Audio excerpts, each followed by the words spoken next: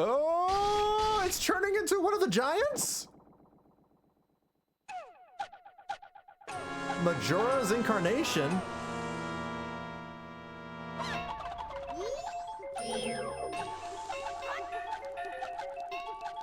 Is it moonwalking? It's making fun of me! It's making fun of me! I got him! Oh, it's dancing! What the? You're not taking this fight seriously? How dare you mock me! What a disrespectful boss fight! So very disrespectful!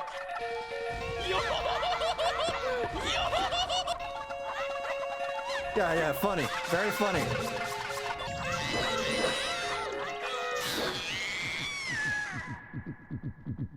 I don't need no fierce deity mask.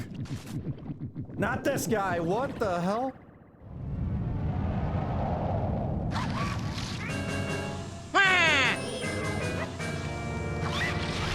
Oh, it's not over.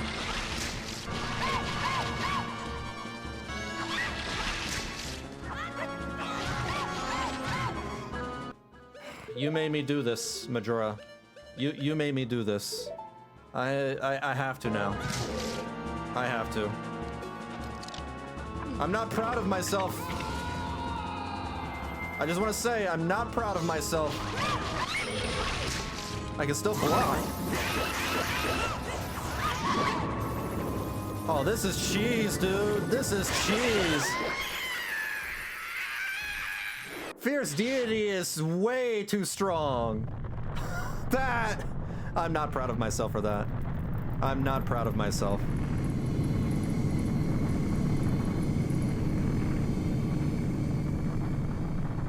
I feel like I cheated.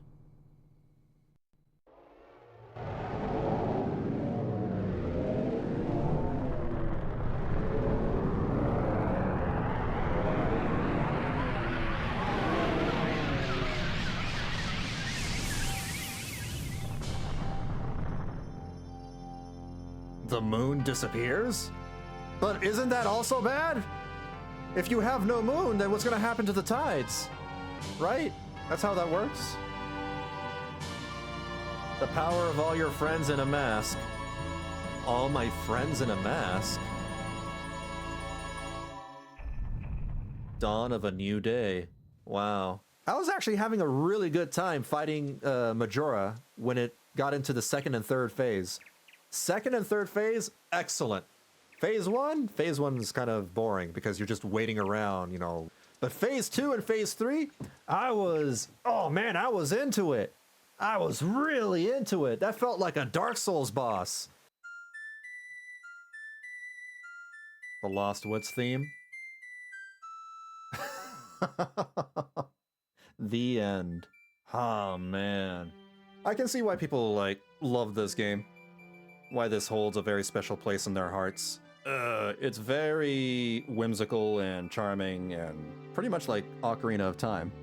You know, very iconic in some places. It has some really good overworld design. I think it has some of the best overworld design out of all the Zelda games that I've played. Better than the majority of the 3D Zeldas, that's for sure. I think this has a better overworld than Ocarina, better than Wind Waker. I don't know if it's better than Twilight Princess. Definitely better than Skyward Sword. And I definitely prefer this over Breath of the Wild. Yeah, one of the best overworlds. Because they actually made the overworld like into a giant level and pretty open-ended. So you can discover, you know, all sorts of secrets. The side quests are also a very big highlight for this game. Never have I played a Zelda game where it kind of tempted me or engaged me with its NPCs. 14 months and lots of Asian people sleeping under their desk. 14? Oh yeah, they overworked themselves making this game, I heard. I feel bad for them. They made a pretty solid game in 14 months. Even if it is like heavy asset reuse. It had some of the weirdest themes and the weirdest vibes out of all Zelda games. Maybe the darkest Zelda game? Possibly.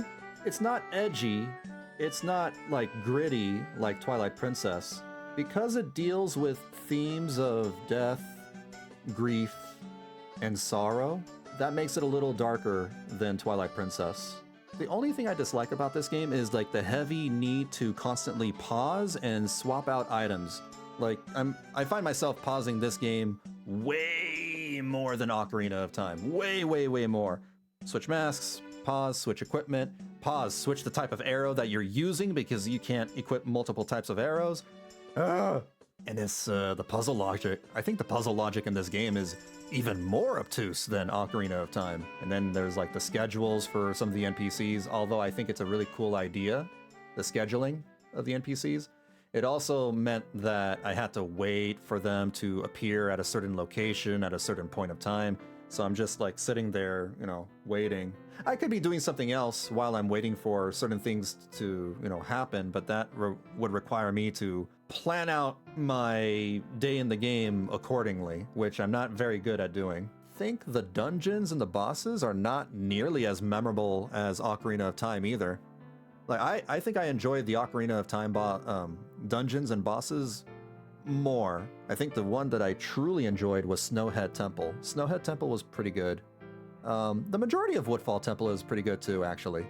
I just didn't like the boss, the dungeon boss, Adora, whatever his name is. The guy that, you know, that dances around going, aha, aha, aha, aha. He was very obnoxious.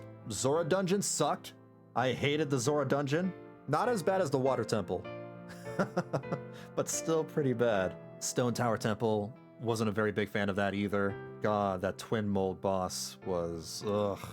I think this is one of those games where the mini bosses were actually a lot more fun to fight than the dungeon bosses themselves, because the mini bosses felt like Dark Souls bosses. I really enjoyed fighting them because I had to like figure out, all right, what are the attack patterns like? It's like they took some of those mini bosses from Ocarina of Time, like the Gerudo guards and Dark Link, and kind of added more. Despite what I said, I think, you know, this can be in my top 10 Zelda. I don't think it's in my top 5, but it's definitely in my top 10. I would put Ocarina of Time somewhere in my top 5. Yeah, this is a good game. This is a really, really good game.